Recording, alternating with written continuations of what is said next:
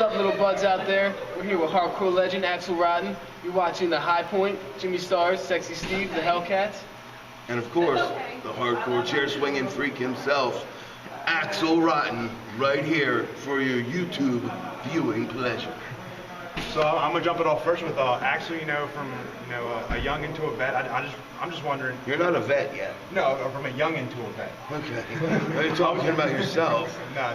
This kid's got a long way to go before he's a vet. I was just wondering, what in wrestling got you to want to do wrestling? What did you see that's like, all right, I gotta do that? You know, man, it was like Dusty Rhodes and Superstar Billy Graham are my two major influences, and to this day, they stay my two major influences. I mean, Dusty, first and foremost, and you can see it if you watch my work, I still do the flip-flop and fly. I'm the Bullet of the Woods, 3-time World Heavyweight Champion Jack, the king of the mountain, if you will. Woo, baby doll. I mean, I've done it all. I mean, as far as that goes, I love Dusty's work, and because Dusty Rhodes was a wrestler who didn't look like a bodybuilder. So many wrestlers look like bodybuilders. Perfect example, case in point, right here.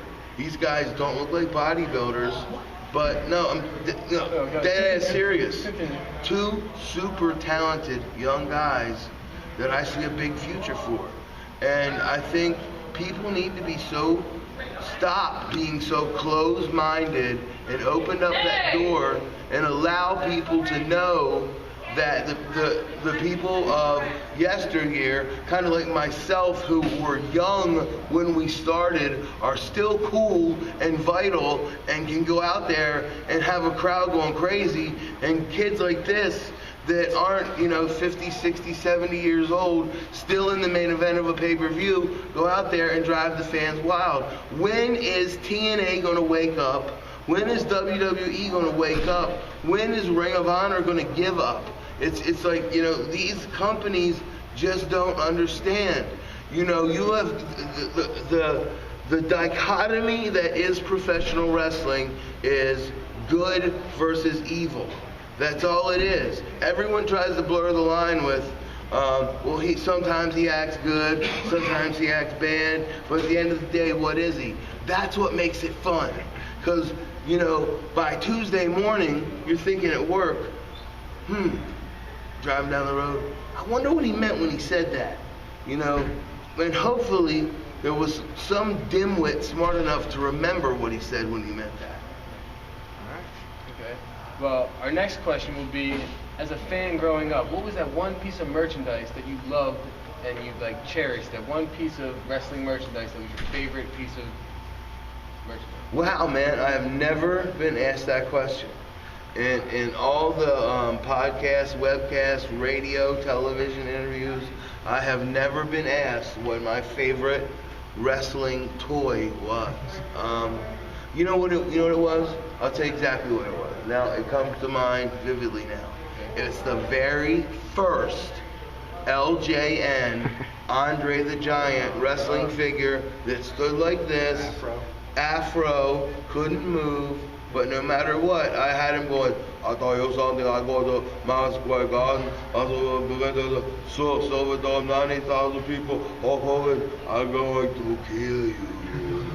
That's the thing, and I'll tell you what, that point at WrestleMania, some will say, well, that was the pinnacle of business, that's the greatest, that's as good as it's ever going to get. I don't believe that. I believe that was a freak happening where all the planets lined up and something really cool happened. It'll happen again. It might not happen in our lifetime. I hope to God that it does, but it may not happen again. All right, I figure we'll finish it up with, right now in the business, who are you looking at that influences you? Who are you looking at, it's like, oh, well, that guy's pretty good, I got to step up my game to, stay above him. Who are you looking at to influence you? I'll tell you what, being on the independent scene, I got to tell you guys something, and I'm going to give you a piece of advice, and this is a piece of advice that's a shoot that I would give you with the camera off. The guys that you piss off on the way up are the same guys you're going to piss off on the way down, because they're still going to be there. So you have to remember, I mean, in the 90s, I did a lot of dumb shit and ran my mouth a lot, you know? So I have to go back and mend those fences and try to fix the dumb mistakes that I made. And I'm man enough to do that. Now, whether you're man enough to accept that apology, that remains to be seen. I really I love watching John Morrison work, getting back to work. I love watching The Miz work. Those guys are talented. I'm a big fan of, his name slips my mind, Dolph Ziggler. And I've wrestled Booker T 1,000 times, and I'd wrestle him 1,000 times more. He's a great talent. I think there's a lot of great talent out there, and there's a lot of great talent sitting right here. All right, well, we appreciate it, Axl. Amen. My pleasure, man. Very much. My pleasure, man. Hey, you get a chance to see, go check out the Hellcats.